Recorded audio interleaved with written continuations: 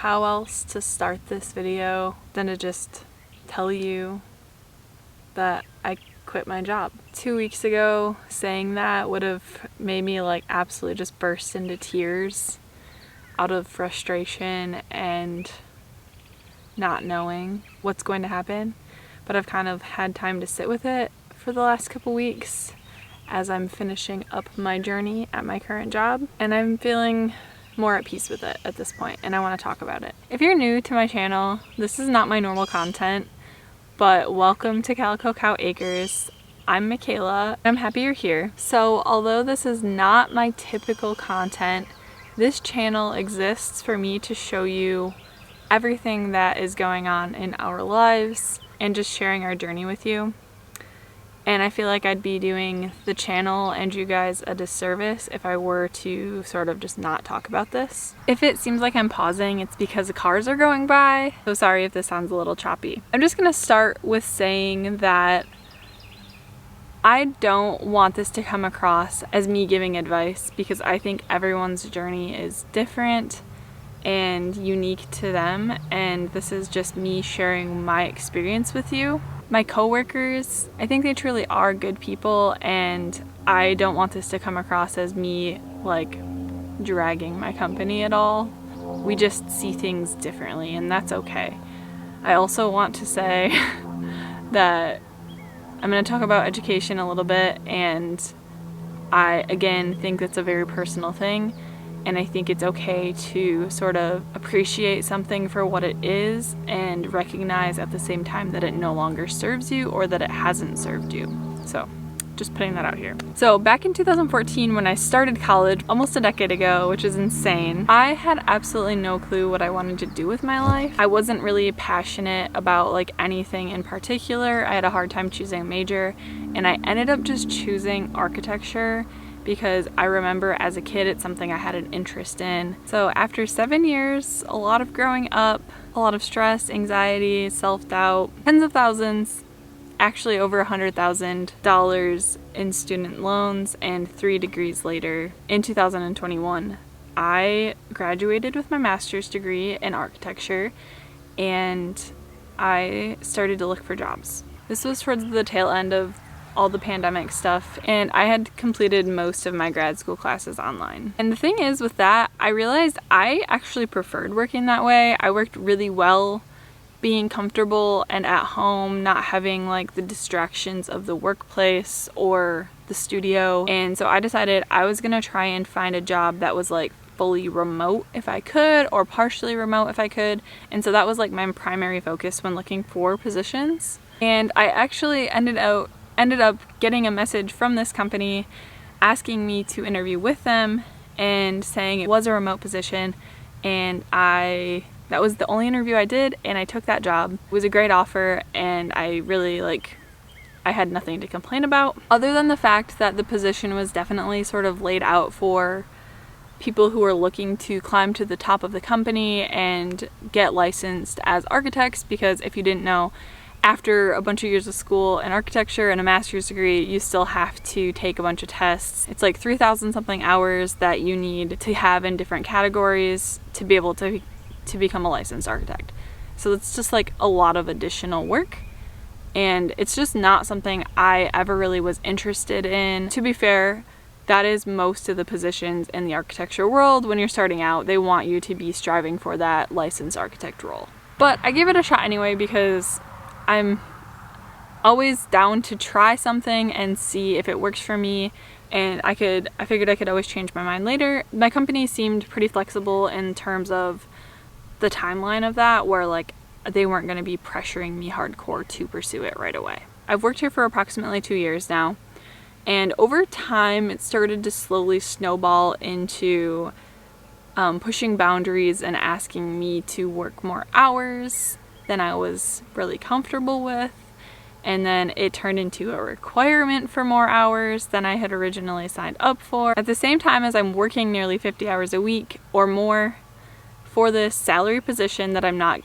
getting compensated for those extra hours. I'm also in the middle of living in a camper, moving across the country, buying this abandoned and absolutely disheveled property, demolishing the entire inside of our house, replacing the roof, all of that stuff, trying to get our farm started, running my social media channels. I'm trying to keep up with my blog, and I'm documenting it all on YouTube, as you're seeing right now. And that's just like a lot for anyone to take on. But I felt so torn because I am and was getting all of this creative fulfillment and enjoyment out of all of this extra side stuff, that it came down to like the only reason I'm doing this job is for the monetary aspect. I realized I don't like most of the other aspects of this job, which I have this one source of income, half of which goes to my student loans every month. So because of that reason, I have to keep doing it. But it's like absolutely just sucking the joy and life and energy out of me when I have all of these other things that I've come to love and am passionate about and want to put time into. So it's gotten to the point where I've just tried to do it all for so long now. And I'm trying to get all of these side things to a point where they are actually making me money. Even if it's just a small portion of money so we can actually have a savings, or maybe someday it replaces my actual income. That would be so cool. And I felt like I was kind of running out of time mental health wise, overall well-being. I'm pulling all-nighters to like get these things done. I never have time to rest. I'm constantly overwhelmed and anxious about like making sure I can get everything done. But at the same time, I'm not gonna just give up all of this stuff that I'm working on because I've put so much time and energy into it, and it's something that I'm truly like passionate about and actually enjoy. And so something had to go. All of this stuff is mine. I built it all on my own. This is all me and Taylor. But most of it is me. The relief ended up needing to come from my job. I have been consistently open and honest with my managers and had conversations with them saying, you know, I'm not comfortable with the amount of hours I'm working. I'm struggling with this like push and pull of boundaries, really. And so they were aware of this. I was aware of this. I decided to discuss with them switching to an hourly position because I knew that that would result in them asking me to work less hours. But it was also something that a coworker had just done in my same position, and so I asked them about it, and they were very receptive, very open, and were like, sure, we can make that work. We'll get it all figured out. It just seemed to make the most sense for both parties on respecting my boundaries, but also making sure the work still got done, sort of like putting that barrier up, like this is my time. I need you to respect that.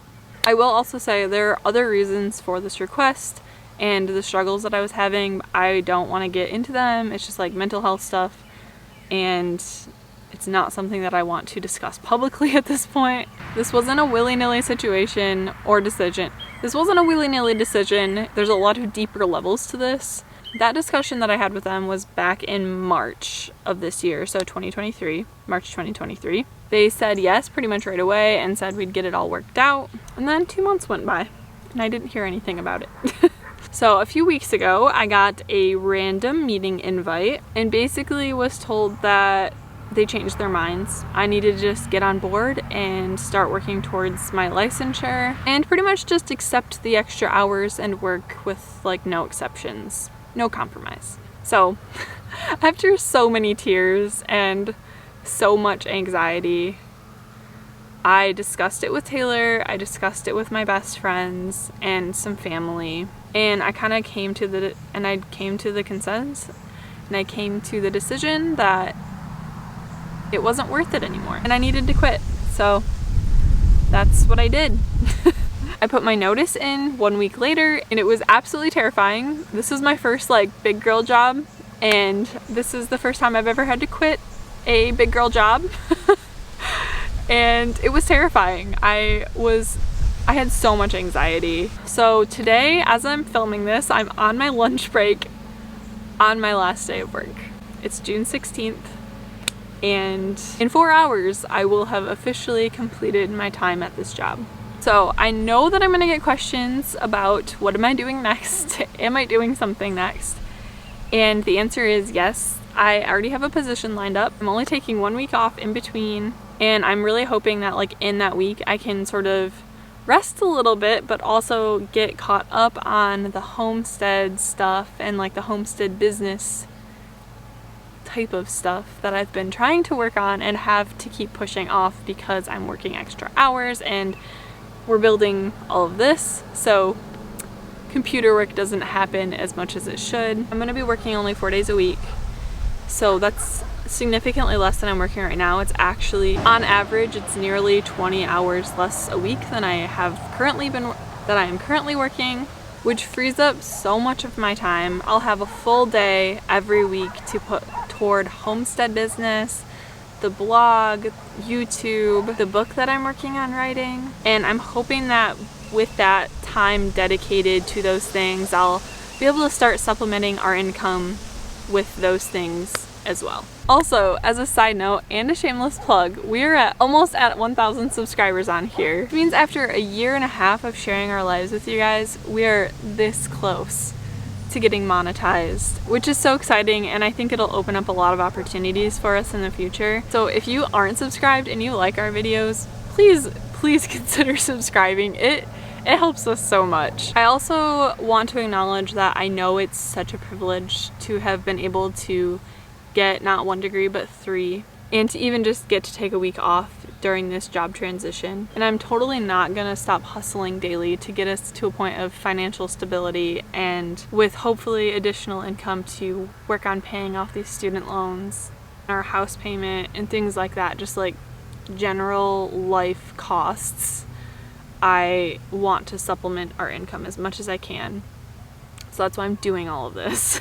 I do at the same time feel like I'm stabbing myself in the back sometimes, where I'm like trying so hard to start living and appreciating a slower paced life, but I'm also simultaneously pulling all-nighters a lot of the time. I think that the path to like a slower lifestyle is full of a lot of sacrifice though, and I'm really determined to get to that point, but I think it's going to be really worth it once we're a little bit further along in this journey.